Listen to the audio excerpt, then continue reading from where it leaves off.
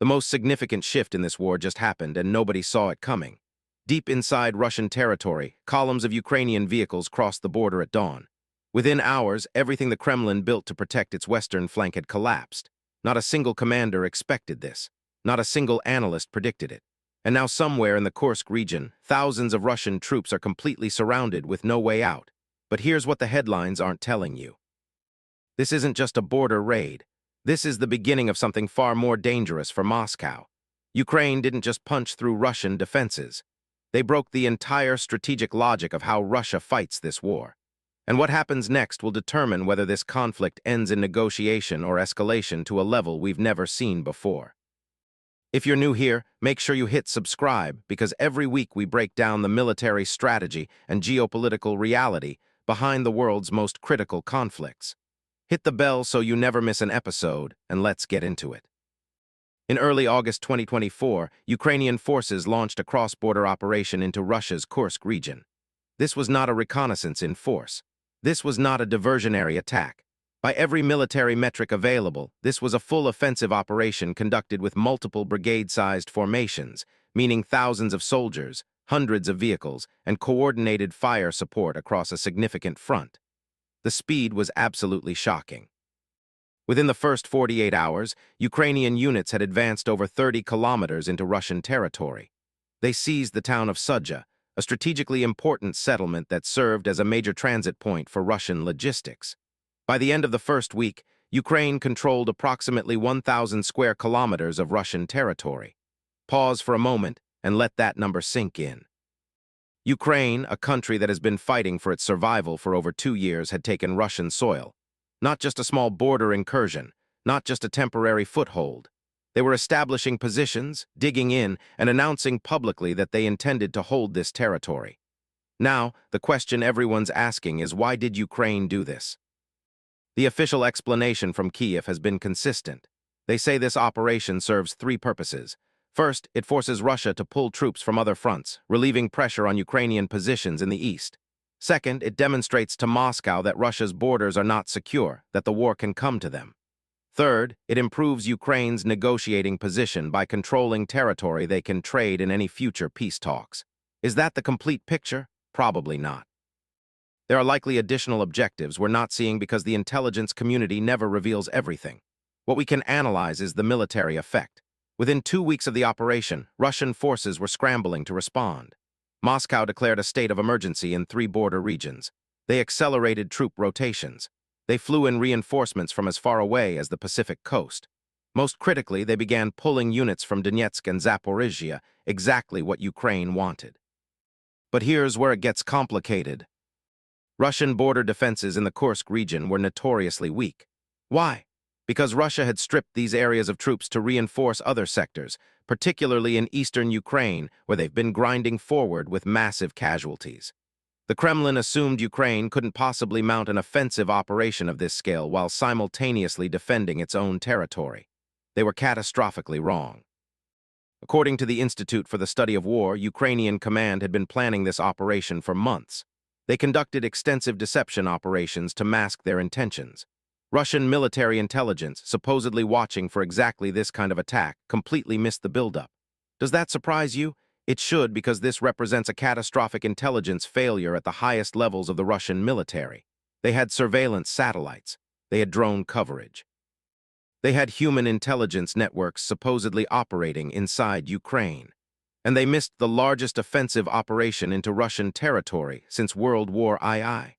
What does that tell you about the actual state of Russian military capability? Now let's talk about what this operation revealed regarding Russian military doctrine and strategic thinking. Russian military doctrine has always emphasized defense in depth, layered positions that slow attackers and bleed them dry through attritional warfare. This worked for Russia in World War II. It's worked in various forms since. But defense in depth requires something Russia didn't have in Kursk, enough troops and equipment to actually build the depth. Russia's official military strength is over 1 million active personnel. That's sound. DS enormous. But let's break down where those troops actually are. Approximately 400,000 are in Ukraine as part of the so-called special military operation. Another significant number are stationed in the Far East to monitor China, which Moscow considers an existential priority. Others are in the North Caucasus, Kaliningrad, and various bases throughout the Russian Federation. So when Ukraine punched through in Kursk, Russia didn't have a massive reserve army waiting to respond. They had to pull from active operations, and every unit pulled from eastern Ukraine reduced offensive pressure on Ukrainian defenders. This is what military analysts call a strategic elasticity problem. Russia has committed so many resources to offensive operations in Ukraine that its ability to respond to unexpected developments has been severely compromised. You have to ask yourself, what happens when the next unexpected development occurs? What happens when Ukraine finds another vulnerability? The Russian military faced an impossible choice after the Kursk operation began. Option 1, rush reinforcements to Kursk to expel Ukrainian forces and restore border security. This would take weeks at minimum and would cost Russia heavily in casualties, but it would eventually stabilize the situation. Option 2, ignore the incursion and continue pressing attacks in eastern Ukraine. Except that Ukrainian forces control a chunk of Russian territory while focusing on capturing Ukrainian territory instead. This keeps pressure on Kyiv but looks absolutely terrible politically. Option 3, negotiate. Use the situation as leverage to push for ceasefire talks where Ukraine gives back the Kursk territory in exchange for Russian concessions elsewhere. But this requires admitting vulnerability. What did Russia choose? All three, partially. They sent reinforcements, but not enough to drive Ukraine out quickly. They continued eastern offensives, but at reduced intensity. And they publicly stated they wouldn't negotiate under these conditions while simultaneously signaling through back channels that talks were possible. This is what strategic inconsistency looks like. Russia couldn't decide what it wanted to do, so it tried to do everything at once and accomplished none of it effectively. This indecision cost them in multiple ways and gave Ukraine exactly what they wanted, a window of opportunity that kept widening. We need to step back from the immediate military situation and ask a harder question. What is Vladimir Putin actually trying to achieve? Russia's official objectives for the war have remained consistent since 2022. Demilitarization of Ukraine, denazification, which is propaganda nonsense but politically important to Moscow, neutral status for Ukraine, territory in the Donbass and Crimea. But are these the real objectives, or are they talking points designed for domestic consumption? Here's what I think is actually happening. Putin's fundamental goal is to keep Ukraine from ever joining NATO or integrating with Western military structures. He sees a Ukraine aligned with the West as an existential threat to Russian security, a missile base on Russia's doorstep with U.S. weapons that can strike Moscow in minutes. This has been Russia's consistent position since 2008, when NATO announced Ukraine and Georgia would eventually join the alliance. Everything Russia has done since, the war in 2014, the full invasion in 2022, the current conflict, flows from this strategic fear. So what does that mean for the current situation? It means Putin isn't necessarily trying to conquer all of Ukraine. He's trying to break Ukraine's will to resist and its ability to join Western military structures. He wants a negotiated settlement that leaves Russia with significant leverage over Ukrainian foreign policy, ensuring Ukraine never becomes a platform for NATO operations. Does that change how you understand this conflict? The Kursk operation complicates Putin's calculation enormously. On one hand, Ukrainian control of Russian territory is embarrassing and politically damaging. It contradicts years of Russian propaganda about how the war is going. It undermines the narrative that Russia is winning, that the special military operation is succeeding, that Western sanctions are destroying the Russian economy. On the other hand, it gives Russia something valuable, justification for continued escalation. Moscow can point to Ukrainian aggression against Russian soil and argue they're being defensive. This helps with the domestic audience and potentially with neutral countries watching the conflict. But there's a third factor that rarely gets discussed. Putin needs an exit strategy. Not now. He still believes time is on his side. But eventually, Russia's economy is under enormous strain. Military casualties have reached levels that create social tension. International isolation continues deepening. The ideal outcome for Moscow is a ceasefire that freezes the front lines, recognizes Russian gains in the south and east, and leaves Ukraine in a permanently compromised state, unable to join NATO, dependent on Western support that could be cut off at any time and effectively neutralized as a strategic threat. The Kursk operation potentially provides a path to this outcome. If Ukraine holds Russian territory, Moscow can argue that both sides need to give up gains for peace. Russia gives back nothing. Kyiv holds Russian land. Both sides return to pre-2024 lines. Russia keeps everything it captured before August. Does this mean Putin wants to negotiate? Not necessarily. But it means he has options he didn't have before, and that alone changes the entire strategic landscape. When Ukraine launched the Kursk operation, Western allies had a significant problem. Their official position, stated repeatedly by US and European leaders, was that Ukraine had the right to use Western weapons for self-defense against attacks originating from Russian territory. This had been the standard position for months, as Ukraine struck targets in Russia with US and British missiles. But an offensive operation into Russian territory was different. This wasn't striking a weapons depot 30 kilometers inside Russia. This was seizing and holding ground, establishing administrative control, and conducting offensive operations that captured prisoners and territory. Several NATO members expressed serious concern. Germany worried about escalation. France hesitated. The United States initially maintained a studied ambiguity, neither endorsing nor condemning the operation publicly while privately acknowledging Ukraine's right to self-defense. Why does this matter? Because Western support is not unlimited and it's not automatic. Every decision Western allies make about supporting Ukraine involves calculating risk versus reward. The question being asked in Western capitals was straightforward. Does this help end the war or make it worse? Arguments for supporting the operation pointed to its military effectiveness. Russia was pulling troops from eastern Ukraine. Ukrainian morale was boosted. The operation demonstrated Ukraine could still punch hard despite 2 years of attrition. Arguments against focused on escalation risk. Russia might interpret this as existential threat requiring escalatory response. The operation might harden Russian public opinion against any negotiation. And there was a deeper concern that rarely gets discussed publicly. Does holding Russian territory actually help Ukraine's strategic position, or does it spread Ukrainian forces even thinner? Ukraine is already fighting with a fraction of Russia's manpower. Taking territory means holding territory. Holding territory means using troops that could be defending other positions or conducting other offensive operations. This is the fundamental dilemma facing Western supporters of Ukraine. Ukraine needs to demonstrate military success to maintain Western support. Every week without tangible results, European publics become more skeptical about continued aid. American politicians from both parties question the level of investment. But achieving military success requires Ukrainian forces to do things that risk escalation with Russia, striking Russian infrastructure, attacking inside Russia, now holding Russian territory. The West has tried to thread this needle by providing weapons with restrictions. Ukraine can strike certain Russian targets, but not others.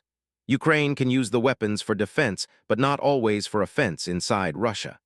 The Kursk operation pushed against these restrictions hard, and it revealed how fundamentally divided Western allies are about war aims.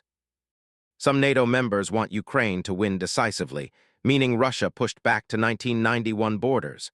Some want Ukraine to achieve a negotiated settlement that ends the war with territorial compromises. Some want to minimize Western involvement while still supporting Ukrainian resistance. These aren't minor differences. They're different visions for what the war's outcome should be. And until Western allies align on objectives, they'll continue having inconsistent policies that complicate Ukrainian military planning. What does that mean for you?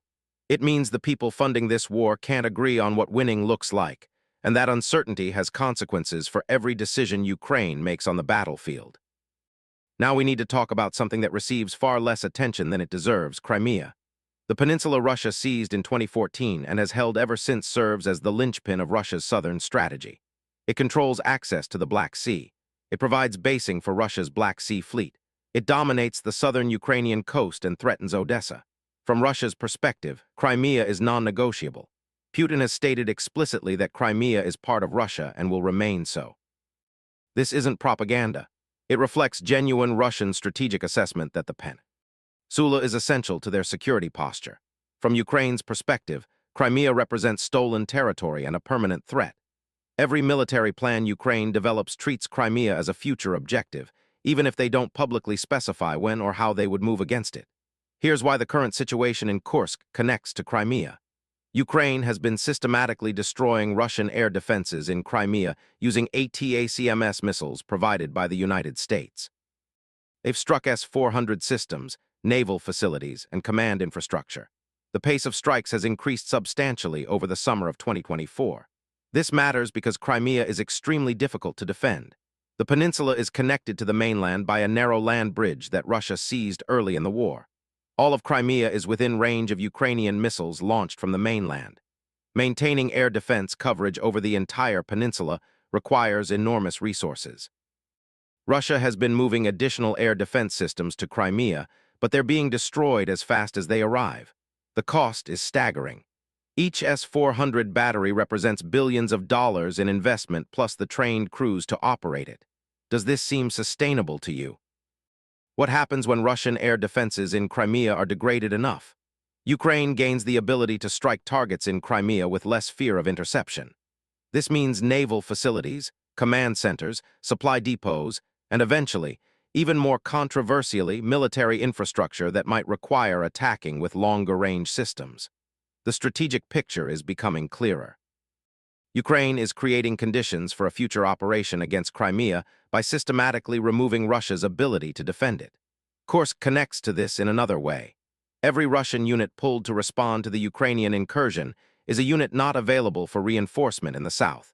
Every air defense system redeployed to protect Russian forces in Kursk is one not protecting Crimea.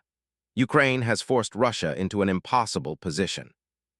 Defend against the current threat in the north or maintain strength in the south to protect Crimea. Russia can't do both. This doesn't mean Ukraine is about to retake Crimea. That operation would be extraordinarily complex and costly. But Ukraine is laying the groundwork, and the Kursk operation is part of that larger strategy. What do you think happens when Russia can no longer defend Crimea effectively? Let's do something difficult and predict what comes next. Based on current trajectories and available intelligence, here's how I see the situation developing over the next 6 months. The Kursk operation will stabilize but not resolve. Ukraine will likely hold some territory but faces increasing pressure from Russian counterattacks. The salient will become a permanent feature of the front line, not advancing much but not collapsing entirely either. This creates constant pressure on Russia to maintain forces there. Russia will continue grinding forward in eastern Ukraine, but at slower pace. They've lost the momentum they built over summer 2024. Ukrainian defense in key cities like Pokrovsk will be more effective as they receive reinforcements freed from other duties. The fall and winter months typically slow offensive operations anyway due to weather. You should expect both sides to dig in and let attritional warfare do its brutal work. The air war will intensify. Ukraine will continue targeting Russian air defenses and logistics throughout occupied territory. Russia will respond with drone attacks on Ukrainian infrastructure, testing Western resolve to continue supporting Ukraine through another winter of energy attacks. Negotiations will remain impossible, but will be discussed constantly. Both sides will signal through various channels that talks are possible. Neither will actually negotiate because neither believes they can get acceptable terms through diplomacy. But the international pressure for negotiations will build as casualties mount and costs increase. Western support will hold but not increase. The United States will continue providing weapons and intelligence. Europe will maintain financial support. But the political ceiling for escalation has been reached. No major new weapons systems will be announced. No dramatic policy changes will occur. This means the war enters a phase of attrition, not quite stalemate, not quite breakthrough. Both sides will suffer heavily. Both will claim progress. Neither will achieve decisive victory. The question is, how long can this continue? Russia's economy can sustain this level of conflict for 18 to 24 more months based on current projections. Ukraine's economy cannot sustain it without continuous Western support. If Western support drops significantly due to political changes in the United States or European war fatigue, Ukraine's position deteriorates rapidly. If support holds, Russia faces a choice: escalate to total war. Economy, which is extremely difficult given international sanctions, or accept that this war cannot be won on current terms. Neither option is good for Moscow. But here's what nobody wants to talk about. Both options are terrible for everyone else too. Every month this war continues, millions of people suffer. Global food prices remain unstable. Energy markets stay volatile. Military spending increases across NATO and beyond. The world gets a little more dangerous. And none of that even begins to address the human cost. Before we finish, I want to leave you with something to think about. All the analysis we've done today focuses on military operations, territory gained, troops moved, weapons deployed. This is important, but it misses the most fundamental question about this war. What happens to the people? Not just the soldiers dying in the trenches or the civilians fleeing the fighting.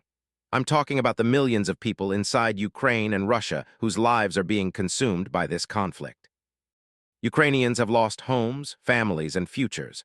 Russian soldiers, many from poor rural regions, have been sent to die in a war their government told them would be quick and easy. People on both sides are making enormous sacrifices for objectives that remain as unclear to them as they are to us. These human consequences don't invalidate military analysis, but they should constantly remind us what we're actually discussing. This isn't a chess game. It's millions of individual tragedies that we're abstracting into strategic positions and casualty figures. The people who will determine this war's outcome aren't generals or presidents. They're the soldiers who decide whether to advance or surrender, the civilians who choose to flee or stay, the families on both sides making impossible choices about their futures. What happens in the next 6 months will shape their lives and the lives of their children for generations. If you found this analysis useful, please like this video. It helps the channel grow and tells the algorithm that these topics matter to you. Drop a comment below with your thoughts. What's the most important factor you think we're missing in this analysis? I read every response. Make sure you're subscribed and watching our other content. We've got deep dives on everything from Chinese military expansion to NATO's new strategic doctrine. The links are in the description below. Until next time, stay informed, stay critical, and remember, the best geopolitics analysis doesn't tell you what to think. It gives you the tools to think for yourself. This war isn't ending soon. Understanding why is the only way to prepare for what comes next.